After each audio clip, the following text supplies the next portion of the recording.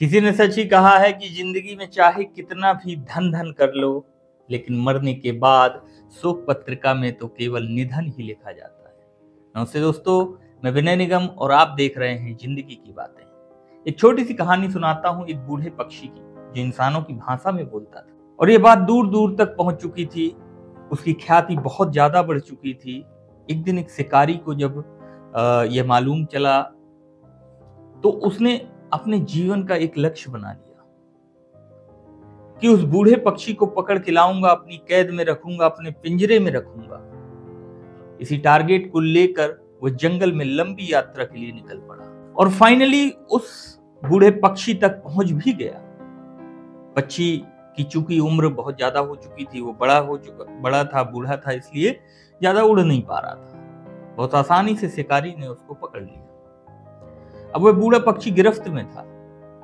तब वह पक्षी हम इंसानों की भाषा में शिकारी से बात करने लगा और बोलने लगा कि मुझे आजाद कर दो। मैं अब आपके किसी काम आने वाला नहीं हूं, क्योंकि मेरी मधुरता जा चुकी है। अब मेरी आवाज में वो मधुरता ही नहीं। पहले तो मैं गीत भी गाता था, अब मैं वो भी नहीं गा पाता हूं। अब मेरी आवाज कर्कश हो चुकी है, कठोर हो चुकी है। अब लोग मुझे जो है सुनना पसंद नहीं करते। तुम मुझे ले जाकर क्या करोगे? शिकारी बोला, नहीं, मैंने तो अपने जीवन का टारगेट ही यही बनाया था, यही लक्ष्य बनाया था कि तुम्हें पकड़कर मैं ले जाऊंगा।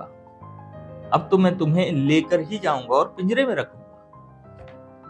बूढ़े पक्षी ने फिर से कहा, चलो अच्छा ठीक है, लेकिन एक ऑफर देता हूं। एक बात बताओ, अगर तुम मुझे आजाद कर दोगे तो मेरे पास क्या है, जीवन के 3 सूत्र हैं, 3 फॉर्मूलाज लाइफ के, जो तुम्हारे बड़े काम आएंगे। तुम उनको लेकर के जाओगे तो जीवन सुधार लोगे। शिकारी हंसने लगा और बोला, अरे तुम मुझे ज्ञान की बात बताओगे? चलो ठीक है, मान लेते हैं। अगर मैंने तुम्हें छोड़ दिया तो क्या गारंटी है कि तुम मुझे कुछ बताओगे? हो सकता है कि तुम उड़ जाओ। बूढ़े पक्षी ने कहा कि एक बात तो मैं तुम्हें अभी बता दूंगा। जब मैं तुम्हारे साथ बैठा हूं, तुम्हारी गिरफ्त में हूं, तुमने मुझे पकड़ के रखा है। और दूसरी बात मैं तब बताऊंगा जब मैं पेड़ की डाल पर बैठ जाऊंगा। और तीसरी बात मैं तुम्हें तब बताऊंगा जब मैं उड़ने लगूंगा आकाश में, जब तुम मुझे आजाद कर दोगे। लेकिन मैं तुम्हें जब पहली बात बताऊं और तुम्हें अगर पसंद आए तो मुझे छोड़ना, अन्यथा मत छोड़ना।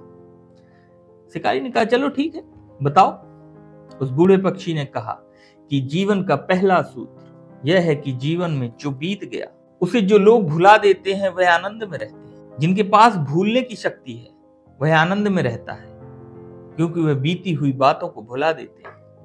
जो याद रखते हैं वह हमेशा शोक में रहते हैं, उदास रहते हैं, दुखी रहते हैं। शिकारी को बात अच्छी लगी। उसने कहा, बात तो सही है, मूल्यवान है। चलो, उसने उस बूढ़े पक्षी को आजाद कर दिया। पक्षी उड़ा और जाकर पेड़ की डाली में बैठ गया। वादे के मुताबिक उसने दूसरा सूत्र बताया। कहा कि सुनो, ध्यान से सुनो। जीवन में बहुत सारे लोग तर्क विहीन बातों पर भरोसा करते हैं। जो बात तार्किक नहीं है, अनतार्किक है, उस पर विश्वास करते हैं और अपना जीवन बर्बाद कर लोग अपने जीवन को दुख में डाल देते हैं, शोक में डाल देते हैं। इसलिए कभी जो तर्क विहीन बात है, जिसमें कोई लॉजिक नहीं है, उस बात पर भरोसा नहीं करना चाहिए। शिकारी ने कहा, बहुत अच्छी बात। तभी वह बूढ़ा पक्षी उड़ गया और उड़ते उड़ते कहने लगा कि तुम कैसे इंसान हो? तुम्हारा बहुत बड़ा नुकसान हो गया, बहुत बड़ा घाटा हो गया। मेरे पेट में 2 बहुमूल्य हीरे हैं। अगर तुम मुझे ले जाते, मेरे अंदर से वो हीरे निकाल लेते, तो तुम दुनिया के अमीर इंसान बन जाते। जैसे ही बूढ़े पक्षी ने यह बात कही और शिकारी ने यह बात सुनी तो माथा पकड़कर जमीन पर बैठ गया और रोने लगा। उसकी आंखों से आंसू निकलने लगे और सोच में पड़ गया कि मैंने ये क्या कर दिया। जो मेरे हाथ में था उसे मैंने जाने दिया। और बूढ़ा पक्षी वहीं चक्कर काट रहा था और हंस रहा था।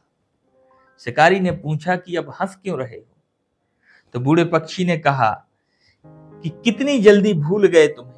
मैंने 2 सूत्र बताए थे जीवन के। पहला सूत्र क्या था कि जो बीती हुई बात को भुला देता है वह आनंद में रहता है। अभी भी तुम उसी में अटके हुए हो।